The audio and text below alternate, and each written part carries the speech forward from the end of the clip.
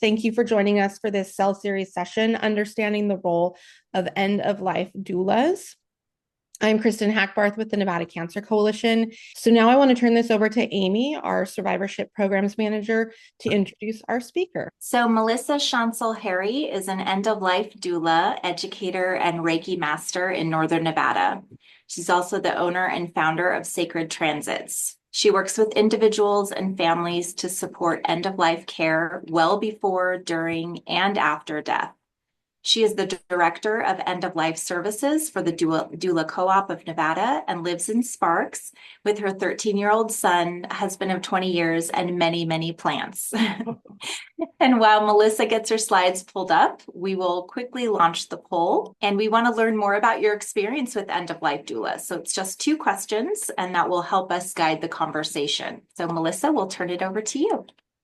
Awesome. Thank you so much. I just want to take a moment. I guess I'll take the poll, even though my answer is yes to this. Oh, no, I can't vote. Got it. Okay. I just want to take a moment to thank the Cancer Coalition of Nevada and the Nevada Cancer Coalition for meeting with me. I was introduced to all these lovely people last year. And so including me in the conversation and sharing information with me has been really beneficial. And I'm really excited to be here. So thank you for joining today. Thanks for giving me a little bit of your time and space on a Wednesday afternoon. And I hope that you learn something new and that we have some fruitful conversation at the end of this. So I'm going to share a little bit today about the benefits and the purpose of end-of-life doulas and talk about end-of-life doulas in the spectrum of care. Because as I have been doing this work in Northern Nevada over the past couple of years, I've just noticed some different things and I've had some really interesting conversations. And so to have it with some of you who are doing this work out in the world, I think is just a great opportunity. And so just seeing out of our voting right now, I don't know if the poll's closed, but great. So I've got some results and we'll come to this in a minute. So, you know, a little bit about me, the first time I served as an end-of-life doula was really accidental, but it also proved that it was a calling. So when I was 31, my best friend's brother chose to end his life. And so we weren't prepared for it. I mean, we had known that there had been some challenges, but I just knew what to do. And so in that realm, I was really helping in the aftermath of a loss. And I remember in that experience, this person who was like a second mother to me basically saying, "How do you know what to do?" And I was like, "I don't actually know how to explain this." So I think some of us who do this work, it really is a calling. But I sort of understood the situation that was at hand. I understood the different players, the different needs, and it was trying to figure out how to show up. So that was my initiation into being an end-of-life doula, and then pursuing it formally was something that would take me another 10 years between my own study, my own reading, my own development, and quite frankly, my own courage to say, I think I want to do this kind of work. So that's just a little bit about me. And I work with lots of different kinds of people, and I've had the benefit of seeing different situations that inform this conversation today.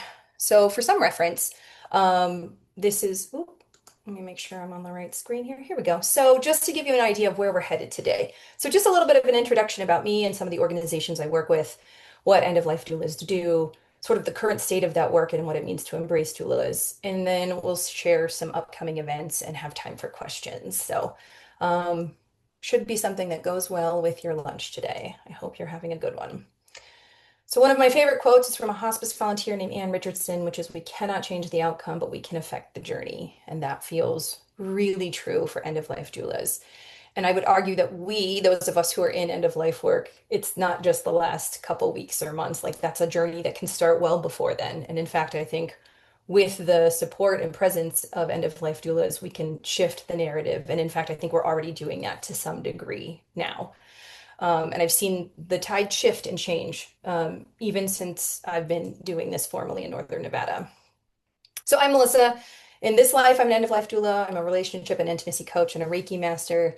Some interesting things about me: I used to be an actor. I was a teacher. I was a pastry chef.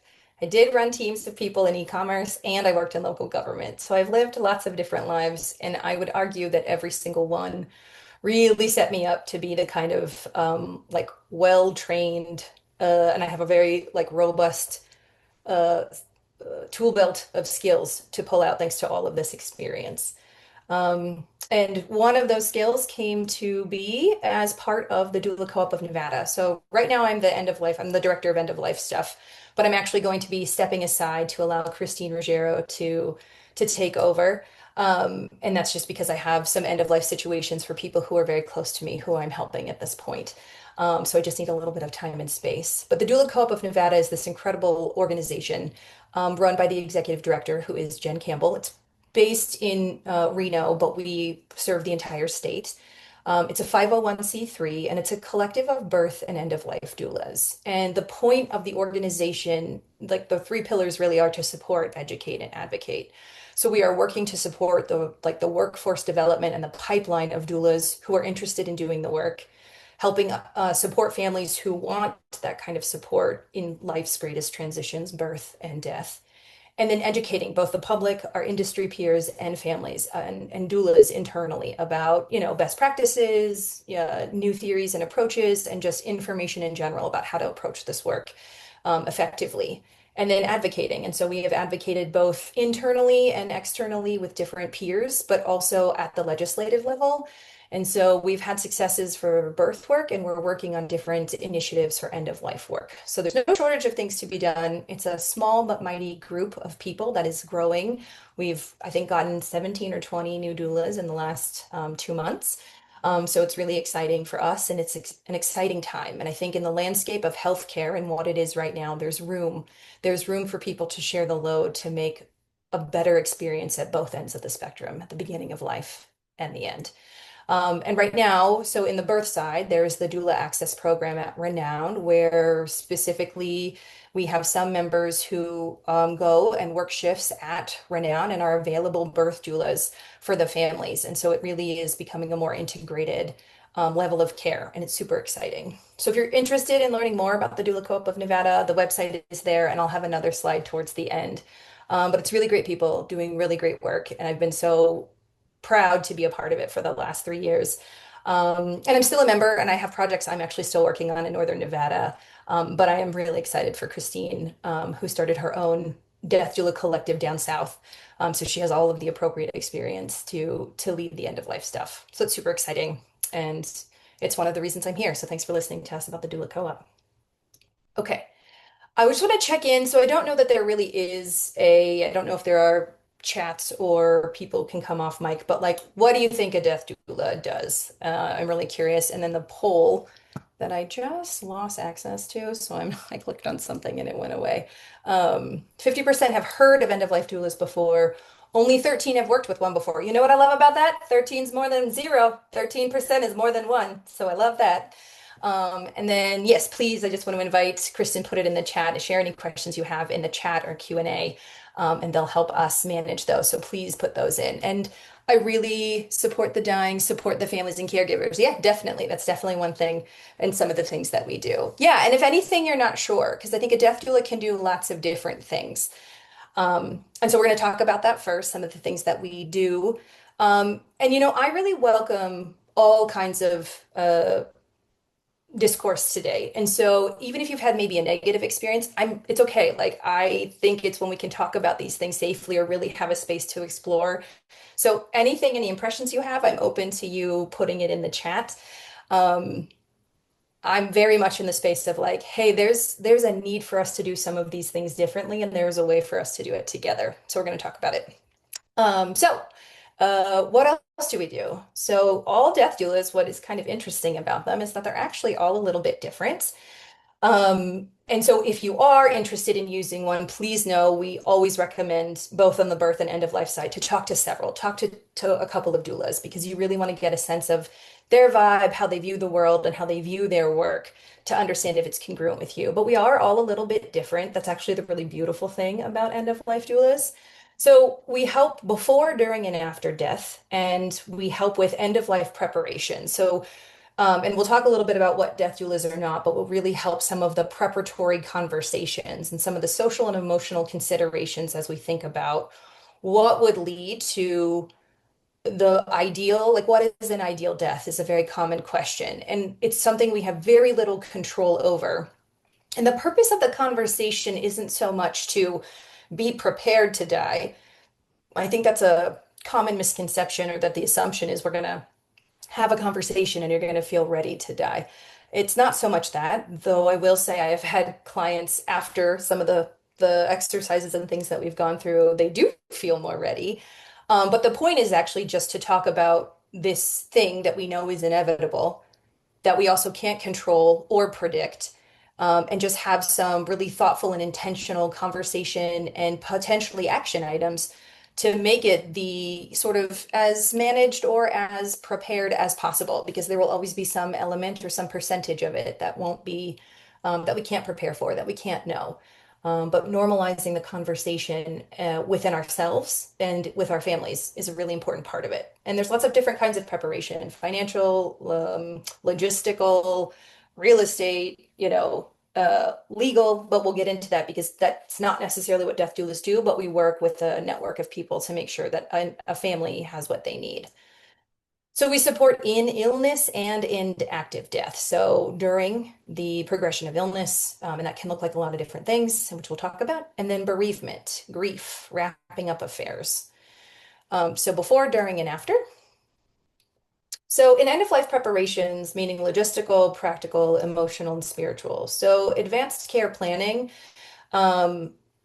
planning, care planning, and options. So very much so like your options, and in this culture, in this country right now, your resources actually determine the kind of death that you can likely expect. And so having some thoughtfulness around what resources do I actually have or what am I missing? What are ways for me to think about care differently? And depending on how things unfold in the next couple of years, I mean, by 2027, the United States, I think we have something like 28 million adults who are in their upper generation, so 65 and older without children.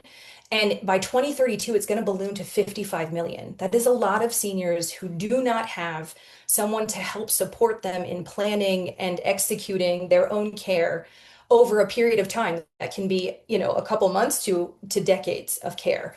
And so just even talking about what resources do you have, what kind of information would you need or would it be helpful? And if any of you work with older people, like technology changes, the flow of information, there's actually a lot of support that is needed. And if they have the resources and have been planners, then typically they tend to be in better shape. But I think depending on the work that you do, you might all know someone who isn't as prepared or hasn't even thought about or has no plan for what it might be. And quite frankly, I've seen in situations where he was young, he died of an acute health event in his late 60s. He had 42 properties and he didn't have anything, like zero paperwork, right? So had anyone just gotten a hold of him, would have been like, hi, here are some basic things that will help you and your family. So personal belongings, who gets what? I have clients who have a second home and they have a lot of stuff to go through. So even starting the conversation now, they're in their 80s, they're in the Midwest. But it was just a helpful conversation to say, you have a lot of things between two houses. And it was in our situation that their sons could look at them and say, please, please don't leave the lake house. Like, please let us start cleaning that out. And it's been a really life affirming and like connective point for them to pick the things that matter to hold on to and to sort of cull or winnowing is what it's called when we winnow the things we don't really need. Some of you might be familiar with the show and the book, like The Art of Swedish Death Cleaning. You don't have to wait to be ill to have those conversations. Additionally, legacy work. So I know some doulas who really just do art and work and legacy work. I know a woman here, she does felting in Northern Nevada, and she'll felt cremains into like a wall hanging. That's not everyone's wish, but just to know that that creative outlet is there, or if somebody wanted it, that's part of the beauty, I think, of doulas is like there are so many different things that can be done, and just having a comfort of like, let's just talk about the options. So examining and communicating preferences, this is a big one, especially when we can get in and be present with people early and being like integrated into the family where people know us so they feel comfortable talking about some of this stuff. And because I don't have any skin in the game, I don't have a perspective or an opinion about what anyone should do. My job is to meet the situation in front of me.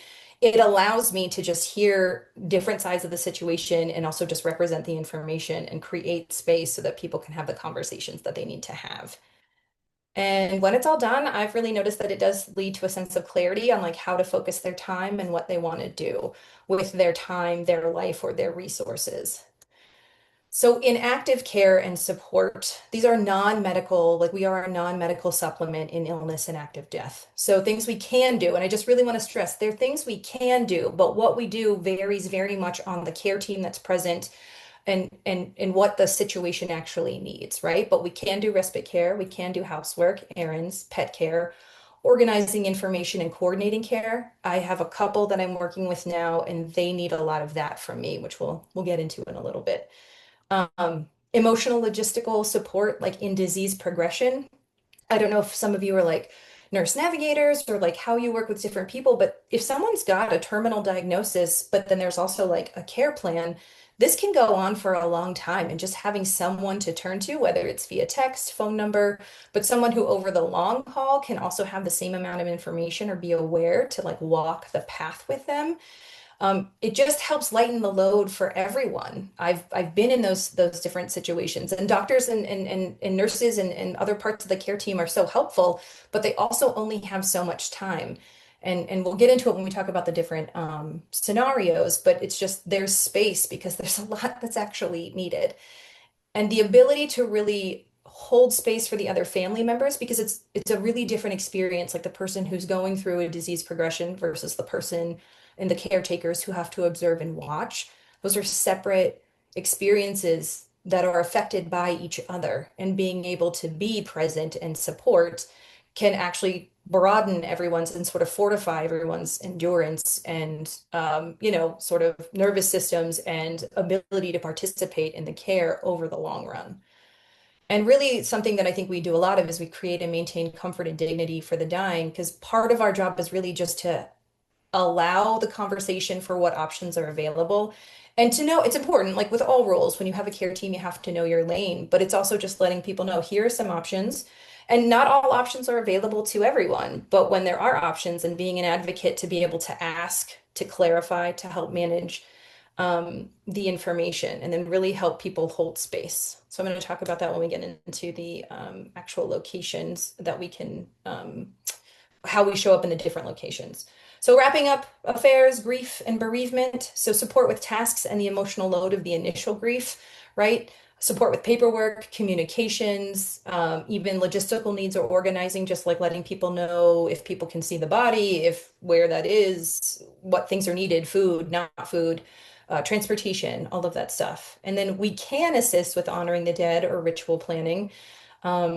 And continued grief support. And some death doulas do that and some don't. I'm more of a generalist. I kind of do a lot of different things. And again, you just can also hire the doula for the section of support that you need. So you may not need some of the care support, but you know you're going to need help afterwards, especially when you're going from a we to me situation. That can be a really great time to have a death doula for the back end of the things. So I want to go over what death doulas are not, which I think is sometimes helpful. So like we are not, so when I am in the role as a death doula, I am not a medical professional. Now, some medical professionals have death doula training, but you need to have separate trainings. But in the role, especially when I'm acting as a doula, I am not a medical professional and I do not have any formal medical training. I am CPR certified, so that's about it. And in most cases, I am not applying CPR to my clients. I am not a financial advisor. I'm not a legal advisor. Now, I have a death doula peer who is a lawyer. And so she thinks of herself as a lawyer for the doula and a doula for the lawyers. And she's got a great thing going in California. She has a great podcast. Her name's Liza Banks, and she's amazing. But so she is a legal advisor who has death doula training. Death doulas are not funeral directors. So in the state of Nevada, only funeral directors can handle disposition and host a funeral and use the word funeral in Northern Nevada. Now, if someone has the unique privilege of dying in their home on their own terms in the way that they want, you can also keep the body because the laws are for a period of time. There is a reasonable amount of time. So there are things that a family can do to honor their family or take time to process the loss before disposition. And sometimes people don't realize they have that space or that right without a doula, right? And some funeral directors are great and are really good at letting them know everything that they can do. And we'll get into that in a little bit. But we're not funeral directors. And some funeral directors are end-of-life doulas, which I think is a great compliment. And I'm super excited that more of them are sort of taking this perspective. Because with end-of-life work, it's also about embracing the normalization, talking about it sooner, being more proactive, and helping normalize for lots of other people and for lots of other reasons in our culture that it's so difficult to talk about. It's like really trying to shift our approach. And it's a side note, but like our perspective on death as a country changed because of the Civil War. So, due to technology, and it was the first time that we had bodies of our dead that needed to come back to us that were very far away. And so it was actually the need to embalm bodies for travel without massive refrigeration opportunities that even became a skill that needed to be developed. And then because of that need, it then turned and just shifted the culture in general. Like there was a whole shift that happened between how funerals were handled, because before then it happened in the home and it was primarily the women and the caretakers of your property, ranch, plantation, wherever you were, attending to the death of the people in your family. And after the Civil War, it changed, and it just changed the perspective and the culture around dead bodies and what it meant. And then obviously there was a business opportunity and a career opportunity in managing funerals. So our culture around it changed about 200 years ago, 250, 100. I'm not good at math. That's why I'm an end of life doula. So what is that? Yeah, 200 years ago. 175, something like that. I don't know. Don't come to me for taxes. That's what I'll say. Um, but it changed. And so we're back in a place where I think the pendulum swung in one direction, and we can maybe come back a little bit where it doesn't have to be as over medicalized, and we can start to recognize that it is a natural process like birth. And that's part of the movement with end of life doulas. So having funeral directors in on that conversation is great. And then finally, therapists. So I am not a therapist in that role. I'm not a trained therapist. I'm trauma informed, and there are other parts of my training that support tender and intense situations, but I'm specifically not a therapist. And even if a therapist has end of life training, if they are doing the role of an end of life doula, obviously their therapeutic skills are supportive, but they are specifically not a therapist in that situation. So I think it's just helpful to know like that we understand sort of what we're not and what we don't want to be and what we're not meant to be. And and we know that. And so then it's like, then how do we fit? Where do end of life doulas exist in the spectrum of care? So one thing to know is that we're not formally recognized. So we're not reimbursed by Medicaid, Medicare, or private insurance right now. There are things working on different waivers, for like traditional supports. And so in certain contexts, for some people, they may be able to get reimbursed for certain kinds of care. Death doulas are not officially there, but that's something that we're very interested in as death doulas and the Doula Co-op of Nevada, because that's one of the amazing things that the Doula Co-op did participate in for birth doulas. So in 2019 or 2021, I think it was Chandra Summers Armstrong. I'm so sorry if I'm getting her name wrong, but she ran a bill that basically like said they would reimburse, that Medicaid at the state level would reimburse birth doulas. And then the Doula Co-op was participatory in getting the reimbursement tripled to a like really great rate with a $200 bonus for those that are in the rural areas, because our rural areas of Nevada are incredibly underserved, both for birth and end of life and aging. So there's room and need for this kind of support, and there are people who want to do the work. But there is some work to be done when it comes to how do we make a path that protects everybody, right? Protects the practitioners, protects the public and the clients. But we're not formally recognized yet, and so it is private pay. It's non-medical supplement, so we can help expand the entire capacity of the care team, and we are space keepers in that sense. And we need, which I'm going to talk about because that's the next slide, is to really talk about like, what about with hospice? What about with palliative care? Like we need them. Like hospice creates and provides, some of the medical oversight and the supplies, and then we can like round out the offering so that it's more robust. There are many points of entry because it can be before, during, and after death. And quite frankly, so I have a 13-year-old son. When he's 18, we need to have a conversation where I'm very clear about what he wants for his body. I mean, I don't know what's going to happen to him. And it's not about, because talking about death does not make it happen faster. But I really want to honor what my son wants for his belongings, his body, and he should be having that conversation at 18. And it's one of the things I'm more interested in is how do we just normalize the conversation with these young ones so that it's just a normal update every, I don't know, 5 years, 10 years, like this is what we're doing, this is what we need, so that it's just a part of the approach to how we're living our lives.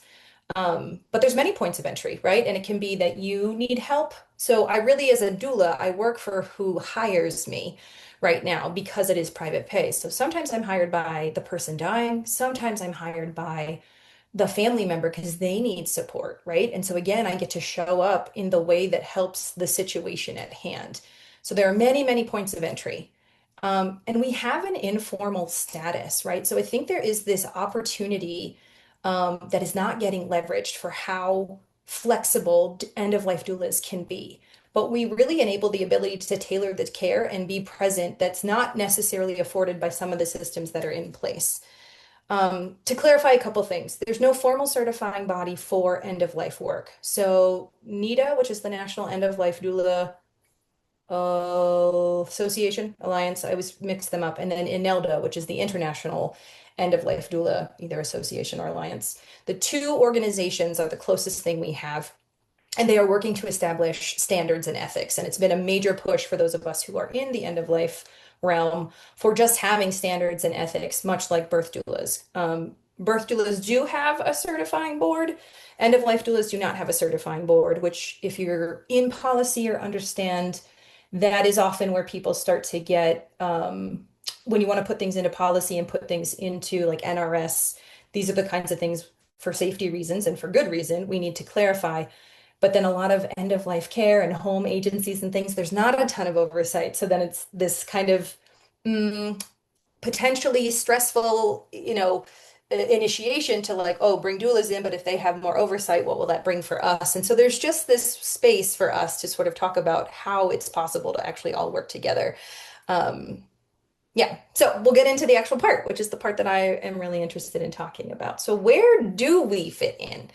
And I don't know, I'm biased, but I'm gonna basically say I think we can fit in everywhere. So hospice. Hospice is not 24/7, and a doula can support in ways that extend the care of the existing team. And I feel like I have really good personal experience with this because I have been a hospice volunteer for 3 years. And I have been in several different situations where uh, there's more that I could have done if I had been sort of not just the hospice volunteer.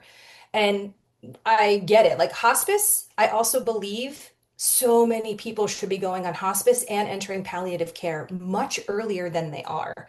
And I think with the presence of doulas and people talking to them and having someone safe who's saying, "Hey, I know this is sticky. I know this feels weird, but hospice does not mean you're dying. It doesn't mean you're giving up, but it does mean you have all these other accoutrements, all these other programs or things that are available to you."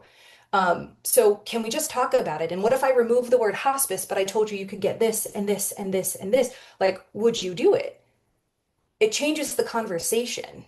And so just having someone do that, but also people go into hospice at acute times, so they can't really make the decision. And then involving another party going, well, here's an end of life doula, that's an additional cost. Like that also doesn't feel good to end of life doulas. I'm not trying to come in at an acute moment when people are really dysregulated, really taken by surprise, especially with like terminal diagnoses.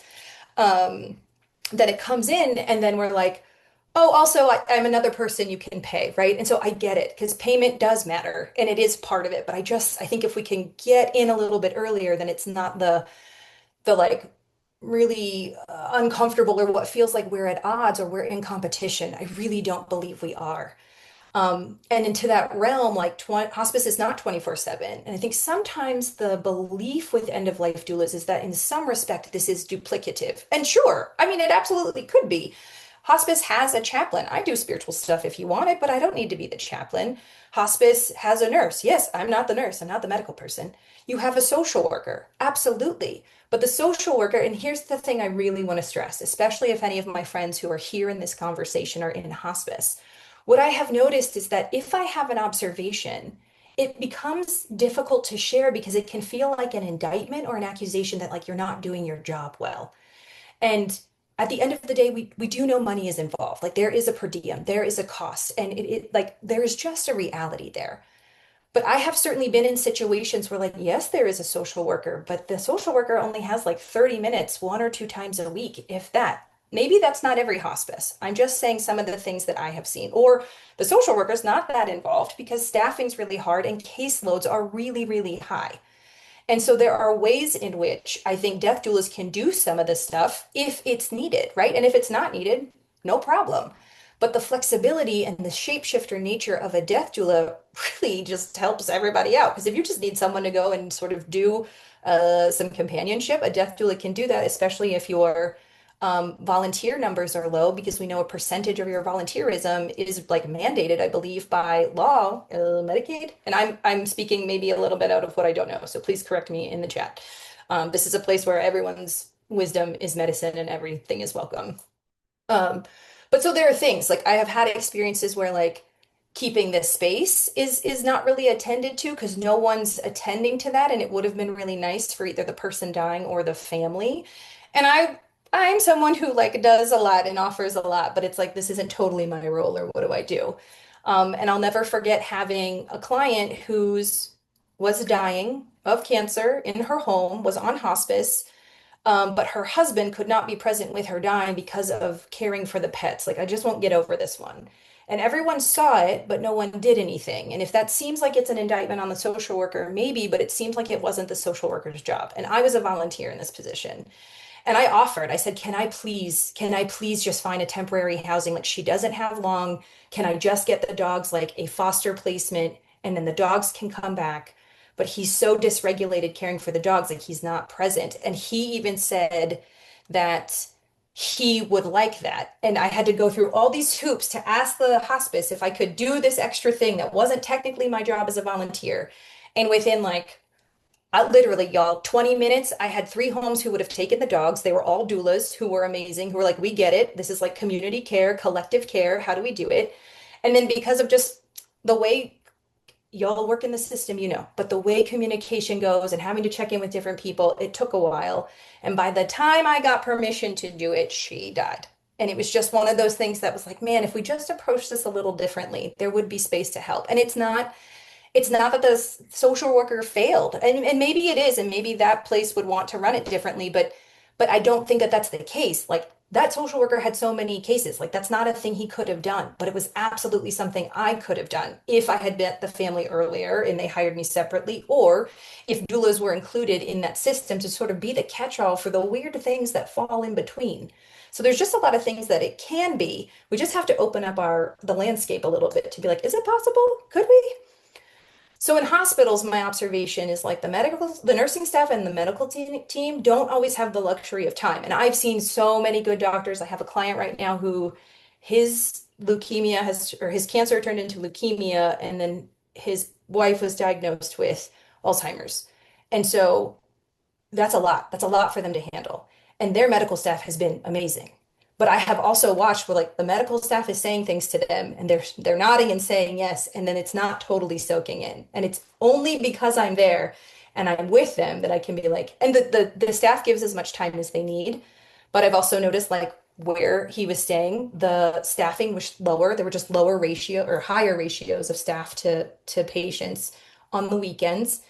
And there's just a presence and a support that I can offer because they value this kind of support. And this is a well-resourced couple. So they're well-resourced in the sense that there are benefits from the VA that are taking care of some things, benefits from Medicare that are taking care of some things. They have family, right? So I'm not doing some of the things that they need, but I am pointing out things like, oh, remember, this is your shot week. This is the tough week. This is when you don't feel well. What are things we can do to like minimize some of the challenges or make this easier? How are we recognizing when your body's starting to react to like your immune system's down, you're starting to get a fever, like you gotta go, but just being there as someone who's sort of like quarterbacking the thing that's like, what does this situation need? So I show up in a particular way for them because they have all these other resources.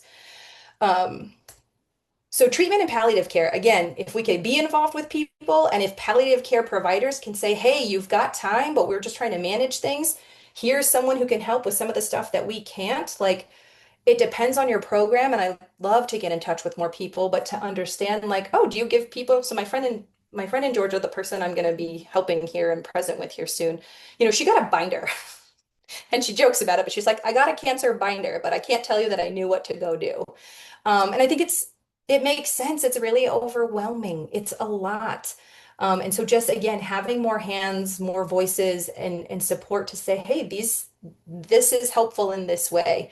And how can I show up and what do you need in this way? Because I've even talked to nurses who are like, and the nurse was so funny. She was like, I'm not trying to be dismissive, but I need them to have a friend. I can't always do the thing that they need. I was like, yes, I agree. I want to be that friend. I want to be the doula for them in that moment where you talk to them, we make sure we have what they need, you come check on them. But then I help fill in the gap where they're missing some of the information or they're a little disorganized. And I'm just helping like shepherd it along a little bit to keep it all going and meeting people where they're at. Like that's the role. And that birth doulas and death doulas understand that acutely. So in the home and senior living, um, even if they have home care, right? Like, sure, then great. Then home care can do the light housework. I can do the food prep, or I can run the errands and go buy stuff and bring stuff. I can walk the pet. I can help with laundry or not. But especially in senior living, what I really think, because I've had some clients and some volunteer clients in senior living, and like so much of it is outsourced, and then it's sort of like collectively everyone's taking care of the space. But I do think the staff, the carers, the care staff in the senior living facilities can't always dedicate the time, especially when people are actually passing and in transition. And in all of these cases, like hospice, hospitals, palliative care, treatment, and senior living facilities, I think it's a thing that can differentiate you in the marketplace. Like, quite frankly, when you say we value doulas, when we say you get a little bit more one-on-one attention, like end of life doulas, and the doula co-op is very interested in creating some of these programs and partnering with people, but to have doulas on call in senior living communities when people are passing. So I have been in senior living communities where they just don't even acknowledge it, and then the community or members of the community, like their friend hasn't come down to lunch for a couple of days and no one said anything. And it is not a HIPAA violation to share that someone passed. You can't share how they passed or when they passed or what of, but you can, and there are just little ways, especially in senior living communities, like something as simple as like a picture and a book where you let people write them notes and just light some candles, or even lighting candles outside the door just to indicate that there is a transition that's happening so that we're not avoiding the conversation and we're actually creating space so that if people are having feelings about it. I mean, it's hard to be in a senior living facility. Their friends go kind of quickly, or stuff kind of happens like one after another. Someone gets hurt or they get sick. Or, and especially we know just on the cyclical side, October to February is a real time. So not only are there holidays, but there's a lot more loss in general because that's when the body sort of feels nature and it's like time to go. And so I just think there's a real opportunity for doulas to hold space, to sit vigil, to be present. It can differentiate people in the marketplace. And it's a really beautiful, just I think, tribute to like human life and starting to realize that it matters, that threshold matters. And I noticed specifically, I could help hold the space, meaning tidy some things up there are just piles of things that sort of happen, because there's different people and family members doing different things, but no one owned the space. And I felt like that was a huge opportunity for really improving the quality of life for anyone in a senior living facility. So those are just some of my lived experiences. And we're almost done. We're going to have plenty of time for questions, I think. So real quick, when is the right time to talk about death? Again, super biased. Always and often, is my opinion. And I prefer to have a sense of humor about it. But yes, use brave discernment, right? And I have certainly noticed that those who are in the upper decades, either they're really into talking about it or really not. There's not a lot of middle ground. I think in a medical context, just starting to really own it, like especially when there's been an initial and like an actual diagnosis, and when the patient is in a place of like, okay, what does this mean? Really, for end of life doulas, we would say before an acute need. I can't tell you how many people call me when they have a couple of days and they're just so dysregulated and so panicked. It's really hard to help. Can we? Yes. Will we? Yes. But it doesn't have to be quite that pressurized. And if we normalize this, and if our partners in the world, like senior living facilities and hospices, start saying, like, doulas help, this is a thing, and vice versa, I just think there's a mutual benefit to all of this and sharing in the small moments in your own personal life. So I frequently will hear a song and be like, do not play this at my funeral. Never. Don't play this song. Like I just talk about it. I normalize it. Or this one, please make sure this everyone's doing this. Or please serve this food at my funeral. Or hey, I don't want this to happen. And just sort of talking about it, right? And then if you want to be more intentional and more planful, that's certainly an option.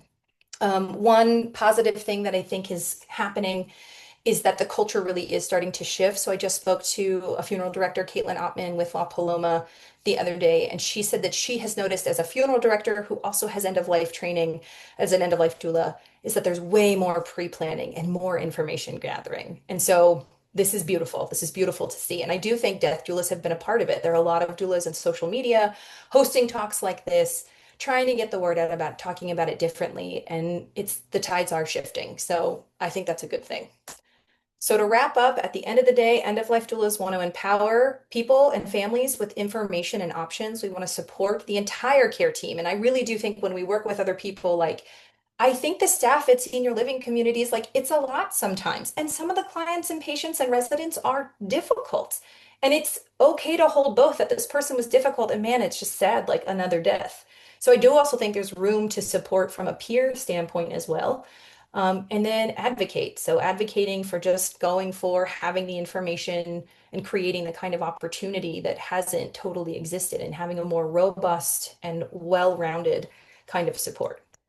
And then the last thing I'll just say is that at the end of the day, the point of all this work is to have a sense of presence so that the limited resource of time comes into focus, that there's an intentionality with our choices, like it's magnified at this point, and we have a say in it.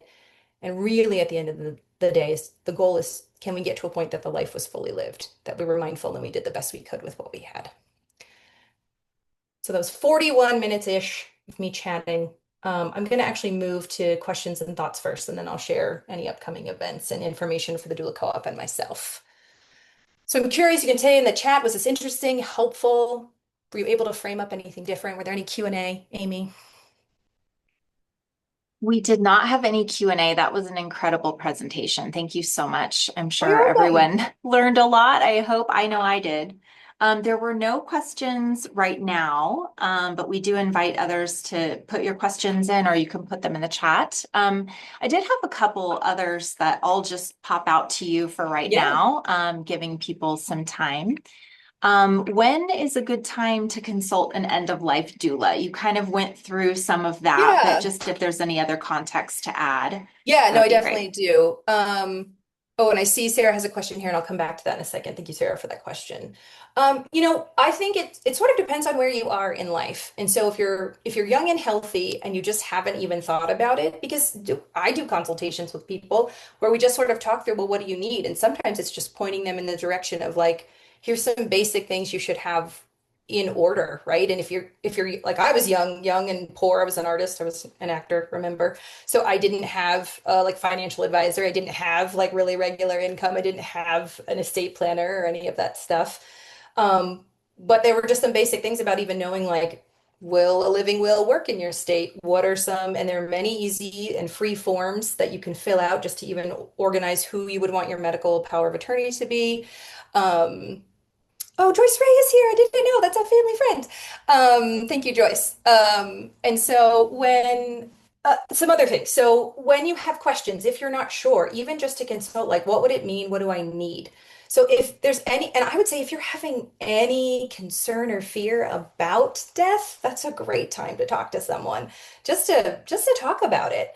If you have a therapist, I mean, definitely go to them too, but that's just another way that an end of life doula can say like, cool, what's your sitch? What you got going on? What are you most worried about? Here's some easy things that you can go do. I mean, Five Wishes is a great book and website that it just helps you even start the conversation of what are some things I need to think about for the end. I would say if you have children or dependents who care on you with like limited capacities that need support, you should absolutely prioritize having some of that stuff organized. I mean, the guy I was referencing before, it was a friend's landlord, and my friend was affected because he had like 42 properties and she was his tenant and he died suddenly. And then all of a sudden the family was like, we're selling everything, we're not doing this. And she had to move out, like, because he didn't have anything organized. So his life ending affected how many families who had to figure out just because there wasn't any sort of organization. So I would say if you have assets and dependents, that's a reason to just get something organized. And if you're at all hesitant and just not sure, anything is better than nothing. I think in the world of like, there's a really overwhelming time in the planet right now, and anything is better than nothing. And quite frankly, once you start doing it, it does actually get less overwhelming. But we just need a little, like a tiny little snowball just to start rolling, and then all of a sudden it feels good and you start doing more and more and more. So, I want to come back. I think there was a question. How many clients do you have or schedule? So that's a great question. I'm a solopreneur as well, which means I wear 45 hats. And I have three funnels, right? So I have Reiki clients. So usually I only take, it depends on the situation. So I only have two formal end of life clients right now. I also have like several clients, like 5 to 7, who are relatively healthy and we're just sort of, and they're older. So they're in their like 70s and 80s. And I don't know where they're going to go, but they're healthy and we check in and that their families know about me. And so they'll call when it's time. So that's kind of an interesting thing about the business, and you really have to do it in a way that works for you. And I think that's also why I have more than one, from a business perspective, why I have more than one revenue stream, because I can't just do end of life work. I know that for my spirit and my soul. And I really just want to be present with a couple of people at a time. So 1 or 2 people, take a break, like refill, soothe my soul, and then go back. So I'm pretty picky when it actually comes to my end of life stuff for active death and that kind of stuff. But I do like a 6 session planning series with people, and that I book if I have the time in my calendar. So I usually book out 2 to 3 weeks in advance for all the different things that I offer. I do work with people remotely and in person. So I don't know if this answered your question, Sarah, but specific to like if someone's actively dying, I really don't do more than 1 or 2 at a time because I really want to be present and it depends on their situation. Um, Thank you, Joyce Ray, for coming. Kristen, challenges in getting people to understand the difference between palliative care and hospice, and people adding end of life doulas to that give you 1,000. I totally feel it. And in some ways, I'm sorry, we are adding to the confusion. And what's the best way to clarify the role? Yeah, I mean, I think for me, the phrase is non-medical logistical support. And sometimes I feel like I'm more of a project manager or I'm quarterbacking the other stuff that they're doing to help keep them organized. Um, oh yeah, I will show the grief circle info again, Sarah, and then I'll come to your question, Valerie. So non-medical support. And and the thing is with palliative and hospice care, because part of it is just about individuals actually knowing the difference. And for me, neither one is saying that it's the end and we're giving up. And this is really also such a tender conversation because that matters to the person who's experiencing the illness. And I think that's also why what I'm more interested in is end of life doulas getting in before we're even there so that we can start to define that. Because the reason that conversation is so hard, in my opinion, between palliative and hospice is because we're unwilling to talk about the fact that death is even coming and it's inevitable. We're just not willing to talk about it. So the minute you mention it, everyone's like, "Oh, it's over. We're all dying." It's like, yes, I'm literally dying now. But that's my personal perspective. Like, I'm closer to dying than not, most likely. I'm 45, so maybe not. But I hold that belief like with comfort, and I'm not afraid of dying anymore. I can't control it. I hope I get as much time with my family as I can, but also I've just come to peace with it. So you have to confront it to be able to talk about it. And so I think I've always and have wanted to talk more with oncologists and palliative care doctors just about this in general and to really host like a public conversation. That's one of the things I would love to do. So if anyone's out there and is interested, let us know. How do you approach culturally diverse families who may have different beliefs about death? Yes. So, that's one reason for interviewing different doulas. And there's absolutely a need both in birth and death to have cultural congruency. Um, so I work really hard to be informed and aware of different beliefs. And part of my intake is just understanding what's the spiritual philosophy and background of your family and you. Is it different now? Do you have any expectations of things that you want? So, for example, I'll actually use my mom. My mom has been a practicing Catholic for a long time, but recently had said, "Oh, just carry me around with you, or you can spread me around. I don't care what you do." And I was sort of like, "Well, do you care if it's in alignment with the Catholic faith? Because if you do, there are some things that the fathers would like you to not do, which is not separate your ashes. They want it and they want it interred. Like that is part of the faith." So one, if I don't know, I try to find out. But two, I make sure part of it's just asking and I work to be congruent. And if they have the spiritual support you need, I'm not going to do that. But I am going to get to know their faith leader and say, "How can I help? Anything you want me to know? What should I I do, and I think having been exposed to some different families and different cultures, that's where I'm learning. But I also own when I'm like, hey, I don't know a lot about this. So, and not to ask you to do any labor, but if you want to work with me, just know I'll need to do some learning on my end. And if there's anything I should know. And that's one of the intake questions is also because there's times where you have to ask, like, is there anything your family doesn't know about you? Or is there anything like they're not practicing a faith right now and they have to actually tell their parents they don't want to be buried or they don't want these things. And so sometimes really tender things come up. So I think I do the best I can. As soon as I know better, I do better. And I definitely refer people to other doulas when I think they might be a better fit than me. And I think that's the best that anyone can do. So I don't know, Valerie, if I answered that, but that's the hope. And then how I fit it all in. Yeah, thank you, Sarah. Some days. Some days it's a wild fit, but it's also because I have ADHD and I need to do a million different things, so it just works out. I don't know if there's any more questions. Oh, thank you, Valerie. Okay, good. Nope. One There more. is there is one question Yes, in the tell me. Q&A. Yes. And it's from Carly. She's asking, do you typically charge a flat rate or hourly? And then the Mm. second part of the question, and you might need to clarify this, Carly, in case we get this wrong. How did SIT work with less or more needs from clients in this respect? So I'm not quite Mm. sure of the second part of the question, but Well, Melissa, I'll you answer might the first understand part. that. I'll Okay. answer the first part. I'm not sure about the second part, but I can answer the first part. We'll see if Carly clarifies.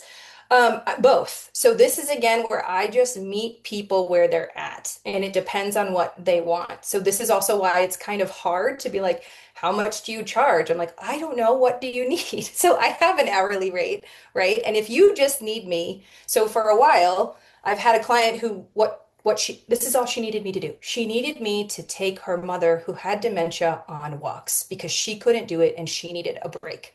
So I would show up and I honestly so it was an hourly rate and I would show up and I would take her mom on a walk and in a 45-minute walk we would have the same conversation no less than 85 times. It was a delight. We got her outside, we got her back in, and that's what I did. And then I've also put together packages. So I had one client who came who like knew her partner was dying, knew she didn't have much time, but didn't know how much we had. I actually had a trip scheduled. And so I went in, did some stuff with them and their family together. I spent time with him just to process that where he was and help him have some of the hard conversations with his kids. I had the conversations with his kids. And then I got to be with him before I left. Then I left town and he passed. So it was only a 2 week thing. And part of what was built into that package was some Reiki sessions for him, for her, some guidance and some follow-up calls. And that's what I did. So I really do tailor it. And not every death doula works that way. But because I'm a bit of a generalist and because they're just different needs at different times, I do both. And I work with people because also, oh, great, Carly, good. You answered your question. And so sitting vigil, I usually charge way less for. If that's the only thing you need, because also it's hard. This is hard work, but also the people who do this work do need to be paid. And sometimes that's the answer is like, can you just do this for free? And it's like, this is a really private and intense place to be. And to recognize the kind of emotional or presence, and not everyone's built to hold it, but that's why the people who are called are truly called. And so it's just figuring out how to make it work. And I think a lot of us as end of life doulas who are also in the death positive and in the place of wanting there to be a sense of equity in death is that we try to work with people. So I know many of us sort of have a sliding scale. So I do have costs where it's like, if you need support from the community, here's one price. Here's the actual price of the service. And then if you're a resource and have the ability to give more, this is the price because it will allow me to work for people for either discounted or free rates. And I've also done things where I've posted online to be like, hey, someone needs help and they just need some like grief sessions. Can anyone donate? And like, can I help? And sometimes I do. I work for free, but I can only do that so often. And I try to offer a pay what you can day once a quarter. So if someone wants to come in for Reiki for their grief, because I do a lot of grief Reiki and I do a lot of Reiki when people are processing their stuff. So I try to make it available in that way, right? And so I think just finding the balance. So I hope that answered the questions. I want to respect everyone's time. And I don't know if there's a couple more. I'll check in with you, Amy, but I really just want to say thank you so much for taking the time to learn about us and the doula co-op and the things that we can do. I have a grief circle coming up on March 17th. It's a donation-based offering. One of the other doulas of the co-op hosts a grief talking circle on Wednesdays at House of Ra. That's weekly on Wednesdays, I believe from 6 to 7. It's only an hour. And then Emily, who I think is here, holds a death cafe. It will be tonight from 6 to 7:30 at Wildflower on 7th. I meant to have that so I could copy and paste. So Emily, if you're still here, feel free to put that in. But we have people who are doing more of the work, and I think they're all beautiful, and they're all death cafes specifically for anyone not familiar are not grief spaces. So it's okay to be sad, but we're not processing grief. But Britt Keene and I both have grief circles, and some of the hospices in town have grief circles. So there's many different options, but I think we're all just trying to do this work, and there's so much space for us to do more of it together. So I just really want to thank you all so much. Amy, any other questions or anything else for you? No, those were all of the questions. I think that was it. And I would just invite anybody else that is working in this space. You mentioned some of your colleagues in Southern Nevada. Yes. If you have any events you want to drop in the chat for our friends on the call in Southern Nevada, that would be really helpful for everyone because this is an important statewide effort. And Yes. yeah, we just So really want to thank you. And I'll turn it over to Kristen after that. Yeah, beautiful. thank you so much, Melissa. This was a fantastic presentation and conversation. We really appreciate it. This webinar will be added to the Nevada Cancer Coalition YouTube shortly. We have a post-webinar survey that we would really appreciate you filling out. It will be on your screen after this webinar closes. You'll also get it by email. If you have any future questions, reach out to Melissa or send your questions to us, and we're happy to forward them along to her. Thank you all for joining us. Awesome. Thank you all so much.